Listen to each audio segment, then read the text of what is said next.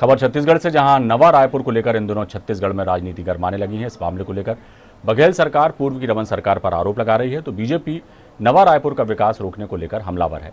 Fund को लेकर अब जुबानी जंग छिड़ गई है। केंद्र के नवा रायपुर स्मार्ट सिटी के फंड रोकने पर सीएम बघेल का कहना है कि भाजपा शासन में नवा रायपुर सिर्फ कमीशनखोरी के लिए बनाया गया, जो आज भी खंडहर जैसा पड़ा है। मुख्यमंत्री ने कहा, हमारी सरकार वहां बसाहट की कोशिश कर रही है। वहीं 216 करोड़ रुपए को लेकर केंद्र सरकार से बात की कही जा रही है। ऐसे में विपक्ष ने भी बघेल सरकार पर आरोपों के साथ कई सवाल खड़े किए हैं और कहा कि कांग्रेस सरकार में नवा रायपुर का विकास रुक गया है। हजारों करोड़ रुपए उन्होंने लगाए, उसमें कोई रहता है क्या वहाँ? मैं तो वहाँ बसाने की कोशिश कर रहा हूँ, सारे अधिकारियों को ही भेज रहा हूँ, सारे जनप्रतिनिधियों निवास कर रहा हूँ, मुख्यमंत्री निवास, मंत्रिमंडल निवास, राजभवन, विधानसभा, सबकी बनाने की स्वीकृति मैंने दी है और निर्माण कार्य शुरू भी हो गया है। तो हम लोग जाकर रहेंगे तब तो शहर बसेगा। मैं तो ये कहना चाहूंगा कि आज की तारीख में छत्तीसगढ़ सरकार की आर्थिक स्थिति अच्छी नहीं है। मुख्यमंत्री पिछले 2 सालों में कितने बार मंत्रालय गए हैं, जरा ये बता दें। हजारों करोड़ रुपए उन्होंने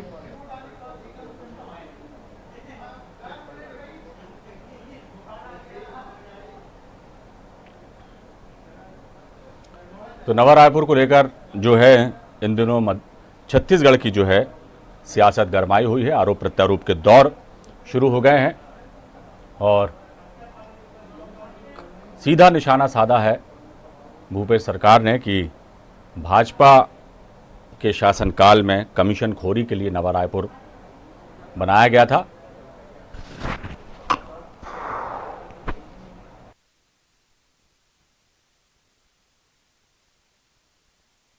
नवा रायपुर के विकास को लेकर सवाल खड़े किए हैं और सरकार पर निशाना साधा है। इस खबर पर हम सीधे चलते हैं, हमारे छत्तीसगढ़ के स्टेट हेड नितिन चौबे हमारे साथ जुड़े हुए हैं।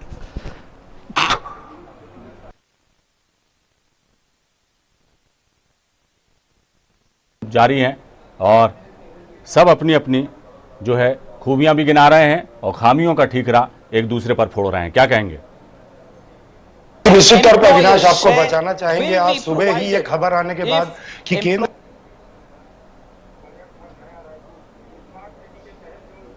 छत्तीसगढ़ के राज्य को मिलना था, उस पर रोक लगा दिए। वहां के डेवलपमेंट के जो कार्य हैं नहीं हो रहे हैं उसको देखते हुए, तो उसके बाद ही छत्तीसगढ़ की राजनीति की गर्माहट बहुत तेज हो गई। मुख्यमंत्री भूपेश बघेल मैन पार्ट रवाना होने के पहले पत्रकारों से चर्चा करते दौरान उन्होंने साफ तौर पे कहा कि नया रायपुर की बसाहट भाजपा शासनकाल में कमीशनखोरी और अन्य उद्देश्यों से की गई थी।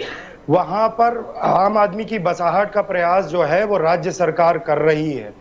यहाँ किसी हिसाब से जो डेवलपमेंट किए गए वो पूरे नियमों को ताक पे रख के किए गए, उसकी भी ऑडिट राज्य सरकार करा रही है।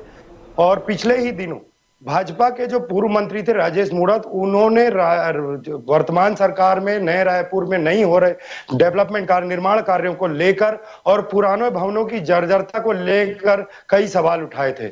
वहीं मुख्यमंत्री के आज कड़े देवर देखते हुए पूर्व कृषि मंत्री और वर्तमान भाजपा विधायक ब्रजमोहन अग्रवाल ने साफ तौर पर कहा है कि मुख्यमंत्री ये बताएं कि पिछले 2 सालों में वो कितनी बार नया रायपुर गए हैं। बसाहट नया राजभवन, नया मुख्यमंत्री निवास या नया विधायक निवास बनाने से नहीं हो जाती। वहां पर आम लोगों की जाने आने की सुविधा, रहने की सुविधा या अन्य जो आम जन से जुड़ी हुई सुविधाएं हैं वो कितनी डेवलप करी है मुख्यमंत्री ने।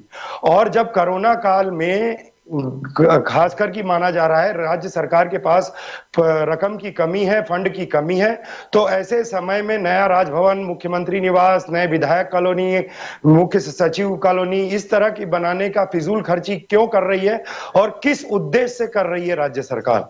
कुल मिलाकर जो फंड की राजनीति है केंद्र से राज्य की ओर, वो मिलाकर गरमा चुकी है। एक और जो कांग्रेस हर समय जीएसटी के शेयरिंग को लेकर और कई मामलों को लेकर, चाहे वो धान हो, फंडिंग हो या फिर अन्य कोई मामले, इसको लेकर राज्य सरकार पे माफ कीजिएगा केंद्र सरकार पे जिस तरह से पक्षपात का आरोप लगाती रहती है, वहीं इस रकम रुकने से छत्तीसगढ़ की राजनीति जो है वो नया रायपुर को लेकर भी गरमा चुकी है। नितिन जी, एक बात पूछना चाहूंगा कि आरोप प्रत्यारोप तो अपनी जगह है, डेवलपमेंट अपनी जगह है और कोरोना महामारी जैसी आपदा अपनी जगह है, लेकिन इसका मतलब ये नहीं है कि डेवलपमेंट रुक जाए। राज्य सरकार का क्या रोड मैप है? अब चूंकि जो भी आरोप उन्होंने लगाए हैं बीजेपी की तत्कालीन सरकार पर वो अपनी जगह हैं, लेकिन कुछ उनका क्या रोड मैप है, किस तरह से वहां बसाहट होगी, किस तरह से डेवलप होगा नया रायपुर, इसके लिए कोई रोड मैप तैयार किया है? जी, निश्चित तौर पे कांग्रेस के शासनकाल आते ही मुख्य सचिव, पूर्व मुख्य सचिव जो थे वो स्वयं जाकर वहां पर अपना बंगला शिफ्ट किए थे, वहां रहने लगे थे। और उसके बाद मुख्यमंत्री भूपेश बघेल ने भी साफ तौर पे कहा है कि जब विधायक, मंत्री, अधिकारी गण वहां रहने लगेंगे तो निश्चित तौर पे आवागमन के साधन, लोगों का आना जाना, आवाजाही और वहां बसाहट बढ़ेगी। वो किसी भी हिसाब से जो विधायक कॉलोनी भी डेवलप कर रहे हैं, जो पहले मंदिर असौद में थी, अन्य कहीं और चली गई। सरकार ने ये रोड मैप बनाया है कि जब सरकारी जरूरतों का सामान या सरकारी दफ्तर वहां पहुंच जाएंगे तो निश्चित तौर पे वहां पर आम जन की आवाजाही बढ़ेगी, वहां बसाहट बढ़ेगी। और जब बसाहट बढ़ेगी तो डेवलपमेंट नया रायपुर का अपने आप होगा। हालांकि कई कयास लगाए जाते हैं, यहाँ पर सिटी बसों का दौर चालू है, राज्य सरकार ने सिटी बसों की व्यवस्था करी है। भविष्य में मेट्रो, मोनोरोल को लेकर भी यहाँ कई सारी परियोजनाएं हैं, लेकिन देखना होगा क्योंकि नया राजधानी के डेवलप किए भाजपा शासनकाल में कई समय हो गया है। वर्तमान में जो स्थिति है वो ये है कि केवल मंत्रालय में या एचओडीज हाउस में जो लोगों को काम होता है वो आम जनता, बस उससे जुड़े कार्यों की जनता वहां जाती है, या शाम के समय में केवल एक पर्यटन का स्थल बन के रह गया नया रायपुर।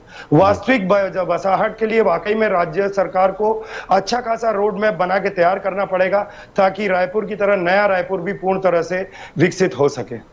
बिल्कुल सही बात है नितिन जी कि राजनीति से हटकर यदि विकास को तरजीह दी जाए तो वो ज़्यादा बेहतर होगा। अब एक दूसरे पर आरोप प्रत्यारोप लगाने से जो है वो बात नहीं बनेगी। बात बनेगी तभी जब इस दिशा में कुछ सकारात्मक और ठोस कदम उठाए जाएंगे। बहुत बहुत शुक्रिया नितिन जी इस तमाम जानकारी के लिए।